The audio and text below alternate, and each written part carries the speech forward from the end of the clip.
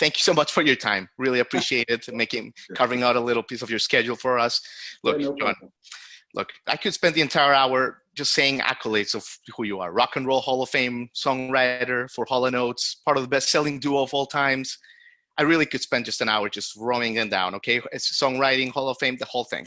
Let's just say you're an American treasure, John, and we are just honored to have you on the show.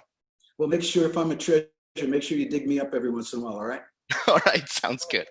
Sounds good, John. So, look, I want to touch on a lot of subjects, and I know you're a busy guy, so let's get to it. But man, your story has so many angles, and everything is so fascinating. I want to touch on many, but let's start here. Let's start with a few current events that obviously I think I have to touch on, John. First of all, this is I think a transformational time in our country and in the world with. I think there seems to be a lot of energy in the social movements going on right now. It seems to be different. So just wanted your thoughts on that a little bit, on the Black Lives Matter movement and all that. Well, I'm a student of history, and I was a history major, and actually very much involved, interested in American history. So when I think back on American history, I have to go back to the basic principles, because a lot of those principles were so, they came from the period of what was called the Enlightenment. And for the time, of course, there were enlightened ideas because it was a revolutionary concept of democracy, which was unheard of in the world, when the world was ruled by kings and things like that. But that being said, all those founding fathers were white. They had an agenda, and just like politics of today, and it's really never changed. People who tend to be in power always have some sort of personal and communal agenda that they want to push forward. So now that brings us up to today, and I have to say that it's very important for me to know that America will always stand as a beacon of liberty and personal freedom. I think that's if you really strip away all the other stuff, it's all about personal freedom, and it's also about personal liberty and a right to choose. And I think a lot of that is being not necessarily thwarted, but I think a lot of that is being compromised by these personal agendas. And those personal agendas, they have to do with governmental personal agendas. They have to do with, groups of people's personal agendas. And everyone has a valid argument for what they want to push forward. So in the end, rather than talking about specific politics, because I would rather talk about the fact that everyone needs to be sensitive to each other. I think it's important to be sensitive to people who are different from you or have a different agenda, to try to understand and keep an open mind and keep the lines of communication open, to try to understand what it is that is bothering them, what they want changed, what they want to see different, and to try to understand them with a sympathetic and try to be more open-minded about it. It's when we're closed-minded and when we do not listen is when we have problems. And I think that's, I would rather talk about it on those broader terms and those universal terms than actually get into specifics about it. I like it, and I think we should all think like that. Very well said, John. Thank you. So let's move on to a little lighter subject now. How has this year been for you, for John Oates? Starting in January when we all thought, great, new decade. What are we? Well, and then moving into March. Yes, it's been. If you want to say, if you've ever had the rug pulled out from under you, I think we can all say that in some way we've had the rug pulled out from under us. In my personal experience, it was a very incredible and exciting, interesting year. It began with me recording a live album with my band on January 9th here in Nashville, and it's called the Good Road Band. And phenomenal album, yeah. Yes, and it's going to culminate in a live album that we're going to release in September. So this was almost 2.5, 3 years of hard work putting this band together of guys who never really played with each other and creating this. A band is more than the sum of its parts. It's just like a great sports team. You can have all these superstars, but unless you play as a team, it's it's something different. So Sure. it's been a great feeling of accomplishment for me to put this band together and get this great band happening. So that happened in January, and I was really glad we captured it and we have it recorded, and that will get released in September. But then moving forward, in February, Daryl and I prepared this incredible tour for a 40-city national tour with the group Squeeze and the great KT Tunstall, who was going to open for us. And it was arenas and big venues across the country, and it was looking to be a sellout. So we started with a warm-up show in Hershey, Pennsylvania, which was fantastic, sold out. And we went right to Madison Square Garden. Sold out Madison Square Garden, had this incredible night. We thought, oh, wow, this is so great. What a way to start this tour. And that was when the rug went like this. Because that was February 28th. So you got to play the Garden show. We played the Garden, and that was the first show on the tour, and that was the last show on the tour. So needless to say, it was, whoa, okay, now how do we readjust this? And shortly after that, the first weekend of March, I went to this great car event called Amelia Island Concours d'Elegance, which is something I've been involved with for 3 years. And I was a judge, and I have a lot of friends in the motorsports world who go to it. And here's 60,000 people all coming to Amelia Island, all literally shoulder to shoulder, enjoying this beautiful Florida weekend. Right. The weather was perfect. And that was it. That was really the last thing that I did after that. As I said, it felt like the rug was pulled out from under us. And since that time, I've been home, and I realized that this is the longest I've been home in my entire professional career, since the early 70s. Yeah. So Absolutely. I remember about 2 weeks in, maybe 2.5, 3 weeks in, I woke up one morning, I said, so this is what retirement's like, eh? I said, I don't like it. You don't like it? No, you've been going nonstop since Philadelphia back in the day. Wow. I love to work. I love to work. I love to be creative. I love to keep moving forward. Yeah.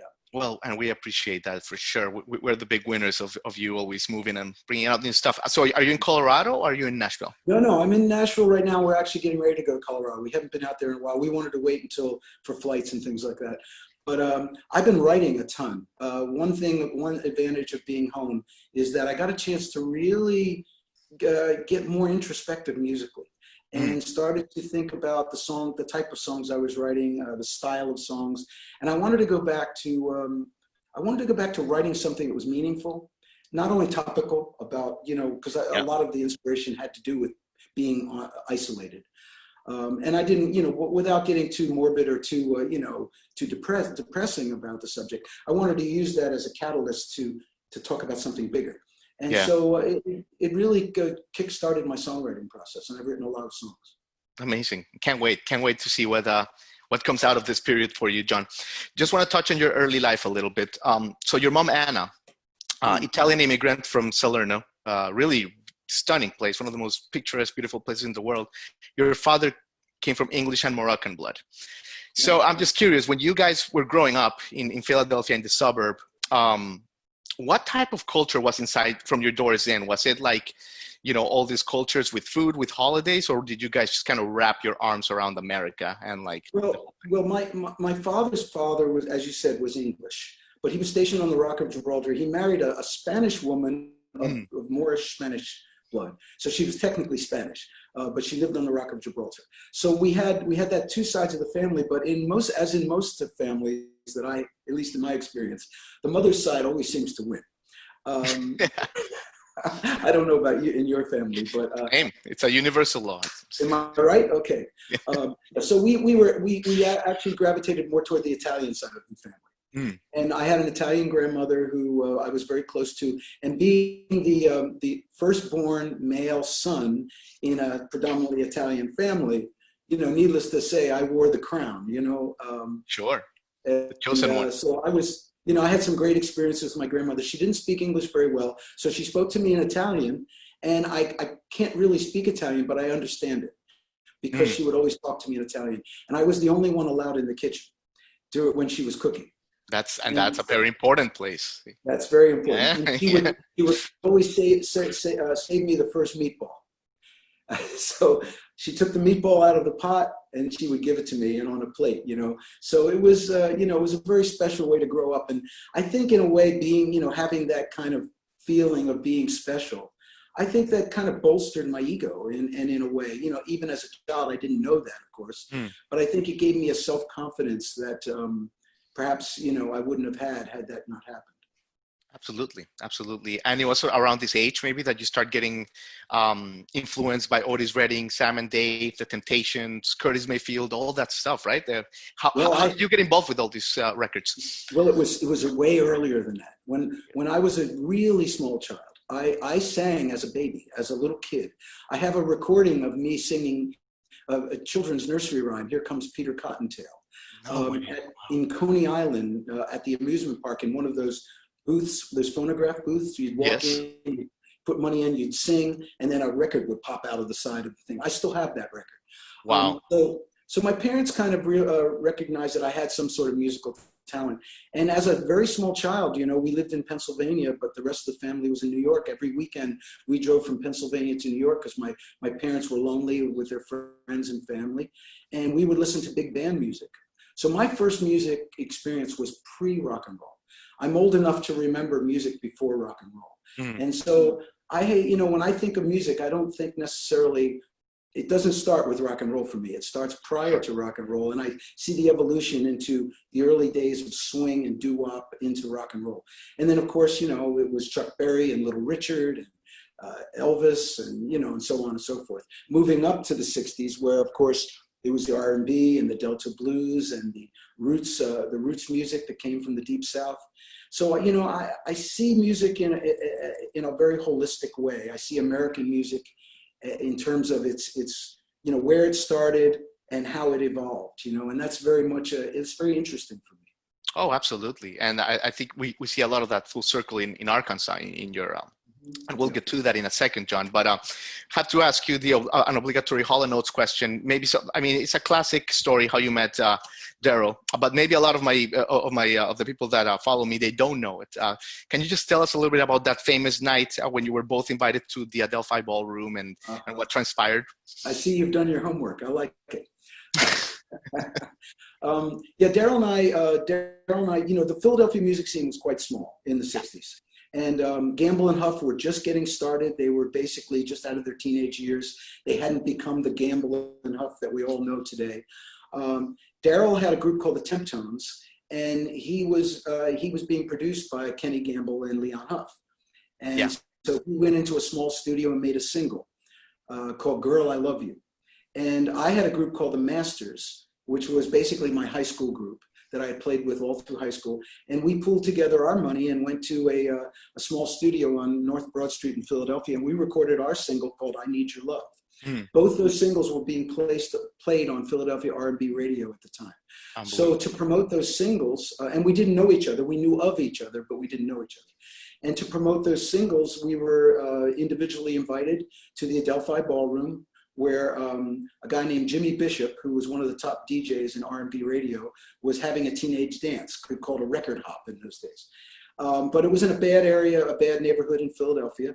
And we were waiting to go on. We were backstage. It was Daryl's group, my group, the Five Stair Steps from Chicago, and an R&B singer named Howard Tate, who had a really cool song called Look at Granny Run Run, which your fans should look up because it's cool.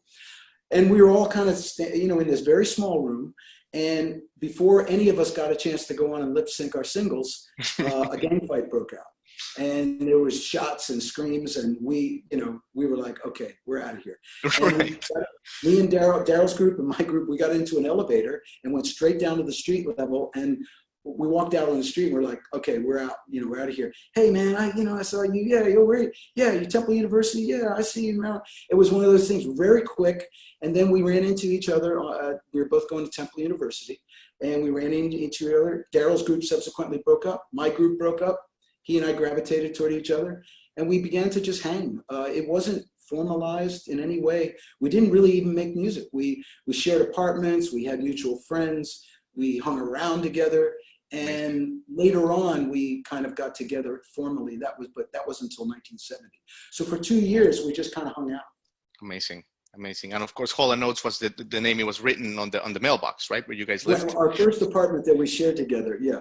Exactly. Unbelievable, unbelievable. So that's awesome, John. One more Hall & Oates question. You guys obviously played the world, biggest stadiums, arenas.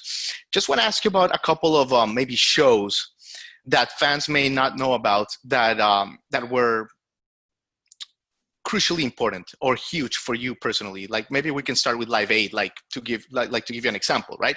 But maybe some that fans don't know, something special.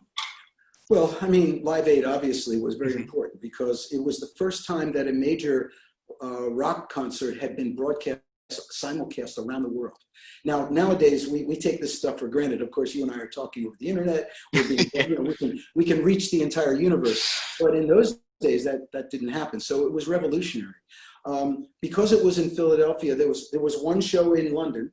And then later in the day, because London was earlier, later in the day, the American show was in Philadelphia at the big football stadium. And so being from Philadelphia, of course, Daryl and I, and being at the top of our kind of pop, you know, success at the time, we were asked to headline the show. And we wanted to do something special. So we brought out Eddie Kendrick and David Ruffin, the former lead singers of the Temptations, who we had done a show at the Apollo Theater with prior to that.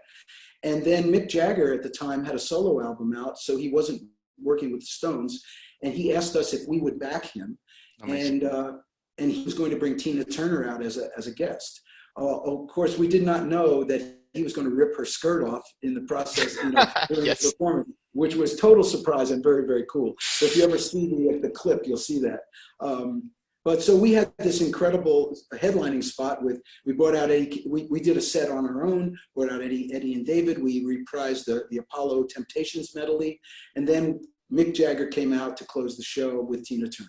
And so, you know, there was 70,000 people, and it was amazing. You know, that's all I can say. If you look at the lineup of artists on that show, it was staggering. So, I mean, the moments you're mentioning are stamped in rock and roll history. You know, so many, like, you know, U2 when they did their thing in Wembley, and Freddie Mercury, and you guys stand right above it. Sure. It was amazing. And, you know, there was, you know, at our show was Dylan and Madonna and Neil Young and I'm Petty. you know, Yeah, absolutely. yeah, the list goes on and on. I can't even start. Unbelievable. Unbelievable, John. So I want to talk to you about a couple of your solo albums. Amazing pieces. I want to talk to you about Another Good Road, which was like that DVD TV special that was on Palladia, but you can find it online for those that are scouring really, really special stuff. It was filmed in, it has bits of pieces of your Colorado place, really beautiful thing. And I loved the staff that you put together. You know, you put Becca Bramlett, who toured with Fleetwood a couple of years in the 90s. You had Wendy Moten as well. How do you look back on this project almost 5 years after it came out now, John? Well, I made an album called Good Road to Follow. The idea, you know, I love to drive, but in addition to driving, I like the metaphor of a road, because it's a road, you know, in a symbolic way that takes you somewhere. And so music for me has taken me to places I could never have imagined. So the Good Road to Follow concept was an album that I did where I reached out to people I liked and people I thought were really interesting, and I asked them to produce a song with me. And we had Ryan Tedder and Vince Gill and, you know, so many amazing people were involved in that record. After having done that record, which was a 3 EP set, I didn't really do a video. I didn't do really a live performance. So I assembled a band, which actually became the beginning of the Good Road Band, was the start of it. And we went into the recording studio in Nashville, and we pipe and draped it, made it look like kind of a loungy setting, but it was actually a recording studio. And that entire video was done with one camera. And it is absolutely live. Everything you see is exactly the way it happened. There was no redos, no edits, no musical fixes, nothing. And I rehearsed the band, then we went in and we just played. So it's all done with one camera. It's very bare bones, but it has kind of an immediacy and a kind of a feeling because of that. And of course, having these incredible players, you know, I had Shane Theriot, Russ Paul, Steve Mackey was on bass, Johnny the Clock on drums, and Becca, and Wendy Moten, who sings with Julio Iglesias, and a million other, Vince Gill and a million other people. Kevin McKendry was on keyboards. So it was just this incredible group of amazing players. Unbelievable, John. Great piece. But I have to tell you, my favorite, and really one of the best things. I love it so much. Arkansas came out in 2018. What a beautiful, beautiful album, John. A gem. And I think especially for times like these, it just comes across like a breath of fresh air, like a palate cleanser. It's just really nice stuff. You know, it has Sam Bush on mandolin. It has Ross Paul on pedal steel. Just a great piece. Tell us about your Uncle Tony, though, and the connection that he has to this album, if you will, John. My Uncle Tony was a very interesting man. He was the only person in the family to ever leave the New York area. He went into the service and became a major, and then became a colonel. He was one of the first plastic surgeons in the South. He studied plastic surgery after World War II, and essentially plastic surgery was invented in World War II to try to fix the wounds of the various soldiers. So he was a very early plastic surgeon. He eventually became a professor at the University of Arkansas and moved to Fayetteville, Arkansas, that's where the University of Arkansas is. So I went down, you know, I visited him on occasion, and then later in life, unfortunately, when he passed away, I didn't realize he had become a very, very well-respected member of the community there, and he owned a lot of property and things like that. So he gave the property to his sisters, which was my mother and her two sisters. And, you know, them being old and not understanding the details of legality and all that, it was kind of left to me to, hey, what do we do? You know, we have all this, we have, you know, 260 acres right in the middle of a city. You know, what do we do? Because he was kind of a hermit, and he refused to ever develop it or build houses or anything like that. So, you know, my folks need, you know, they all obviously wanted to sell it and all that. Well, I don't want to get into too many details, but to make a long story short, we dealt with it. We sold a portion of it, but we also donated a major portion of it to a public park in his name, which I think he would have loved because he loved the city so much. So that my connection to Arkansas began that way. But then what happened was I wanted to do an album that was based on Mississippi John Hurt, because he was a very major influence on me, because I got to meet him in the 60s, and I actually own his original guitar that he played in the 1960s. Unbelievable. Did you get it after you recorded the album? That must have been hard to track, right? Wow. You know what? I wish I would have had it before I did, and I could have played the album with the guitar. That's outstanding. Yes, I got it right after the album. Great. But interestingly enough, it's a guitar that I played in the early 1970s. It was given to my guitar teacher, who used to take him around to the concerts. After Mississippi John passed away. So my guitar teacher brought it to New York, and I played it on the first two Hall & Oates albums. Can you believe that? Wow. It's amazing. So it came back to me, and so I wanted to do this album. So I went in the studio, I recorded a few Mississippi John Hurt songs, very authentically, the way he would have done it, acoustic guitar and voice. But then I said to myself, why am I doing this? Sure, I can do it, but you know, it's been done. I'll never do it as well as the original. But then I thought to myself, these songs are amazing. I said, what if I put a band together? Because I had never heard this type of music performed with a group as opposed to just solo acoustic. So I brought the band in, and we recorded. The first song was Stack O'Lee, which is a classic Mississippi John Hurt song. And I remember my engineer, co-producer sitting to me, he goes, John, he goes, I don't know what this is, but whatever it is, just keep doing it because it's really cool. And that's how it started. So having done that, I said, okay, let's record these songs, guys. And then I started thinking, what was the music like in 1929, in the late 1920s, early 1930s, when Mississippi John Hurt was first recording? Because he had recorded back in those days, but then was rediscovered in the 1960s. Sure. And I said, you know, so I started looking at jukebox playlists. I started seeing the type of songs that were being played on the radio, the type of early phonograph hits that were being played. I looked into the first million-selling record, and I thought, wow, here I am, I'm a pop musician, and I don't even know what the first million-selling record was. So once I started to dig into that a bit, I started to say, let me make a snapshot of this music that predates rock and roll. Sure. Let me make a snapshot of this musical world of America, where people were listening to the radio for the first time, buying records for the first time. And what was that like? And so this was my version of that snapshot, that musical snapshot. And that's how the album evolved. The title Arkansas came from a song that I wrote after having played a show in a little town called Wilson, Arkansas, just northwest of Memphis. And it was one of the first shows I played with the Good Road Band. And we were very, it was a great night. We walked out into the moonlight, stood on the Blues Highway, Highway 61, which runs right through the middle of town. And I thought to myself, this is in some way, this kind of crystallized this American musical experience that came from the Deep South, from New Orleans up the Mississippi River through the Delta and through Memphis and St. Louis on up to Chicago, becoming urban blues. And I said, I needed to write something. I'm doing all these classic songs by other artists.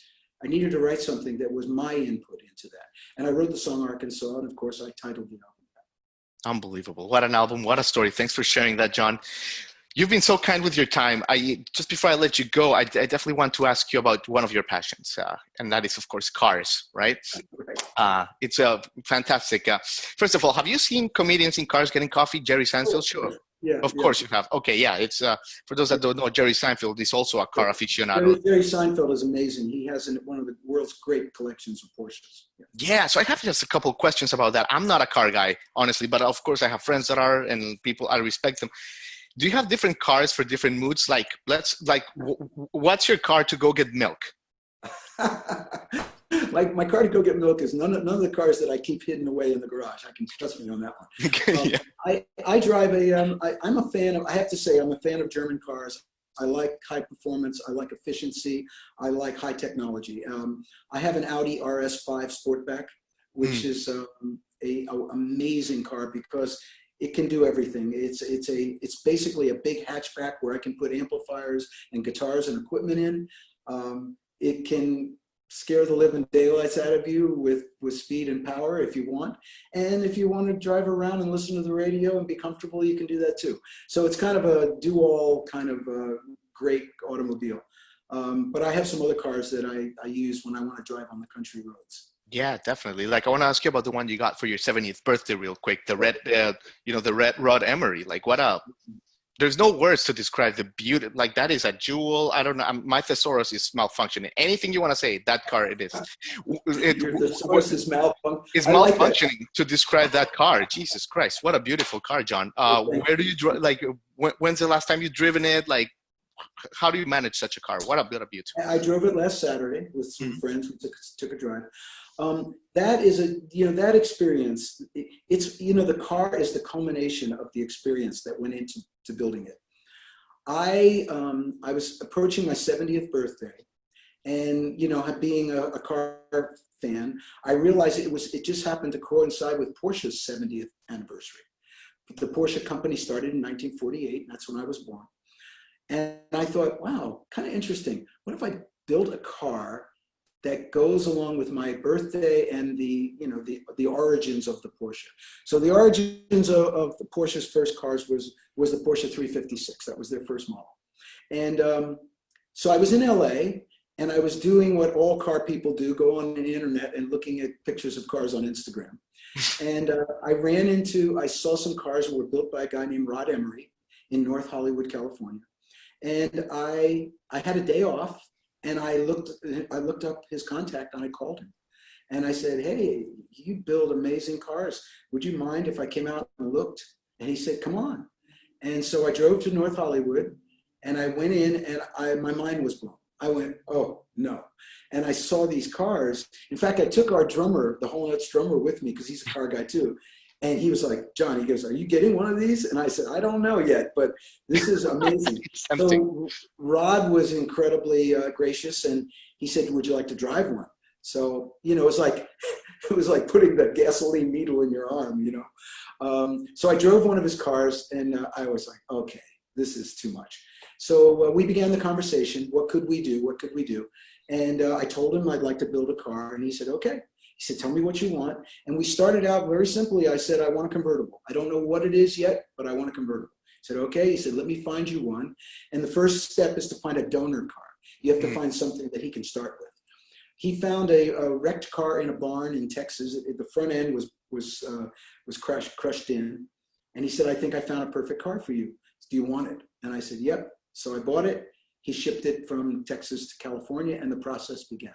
So as the process began, the first thing that had to happen was we had to fix this crushed in front end. And it was I don't want to get too detailed, but it was a B Cabriolet, which is the middle range of the 356. but the A nose, the A cap, the A model nose is a more elegant, kind of a softer looking nose. I said, well, if you're going to have to replace the nose, let's put an A nose on the B Cabriolet. And that's when the hybrid, kind of the greatest hits concept started. Yeah. I said, okay, well, if we're going to do that, we're no longer dealing with purity. I said, let's take the best elements of all the cars from the early 1950s to the mid 1960s, of all this model car. Let's take the best elements of all these things and put them all together in one car. I bet even Rod was like picked his, you would totally like even click. He is so, he's so creative, and he's so he's an artistic metalworking genius. And so, yeah, so that's how it started, and we began to cherry pick and collaborate. And I went out there pretty much every month for almost 2 years, and I would see the work in progress, and we kept refining and talking. And so as the time went on, that car evolved. The color of the car is spectacular. It started with a color called graphite metallic, but it's not.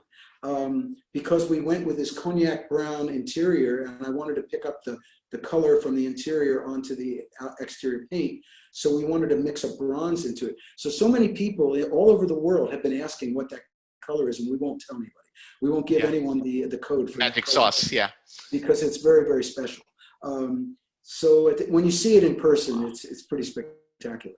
So that's how the car evolved. It became a work of art, and it's absolutely, every time I not even before I even drive it, when I walk up to it, I have to pinch myself and say, is this really mine? Because it's very spectacular. And so I'm very proud of it, and I'm proud of the relationship, even more than the car, the relationship that I developed with Rod Emery and his family, and his friends, and the kind of extended family that's developed from it has been amazing. We've had some great experiences together, and I'm sure it's going to continue. Amazing. John, I think that would be a great place to leave it. You've lived us inspired. You've told us so much great stories and quotes.